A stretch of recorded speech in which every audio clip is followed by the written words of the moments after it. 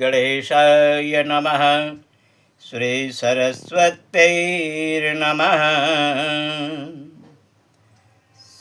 श्री शिवमानसपूजाः रत्नये कल्पितमसनं हिमजलैः स्नानं च देव्यम्बरं नानारत्नविभूषितं मृगमदा मोदाङ्कितं चन्दनं जाति चम्पकबिल्वपत्ररचितं पुष्पं च धूपं तथा दीपं देवदयानिधे पशुपते अत्कल्पितं गृह्यताम् सौवर्णे नवरत्नखण्डरचिते पात्रे घृतं पायसं भक्ष्यं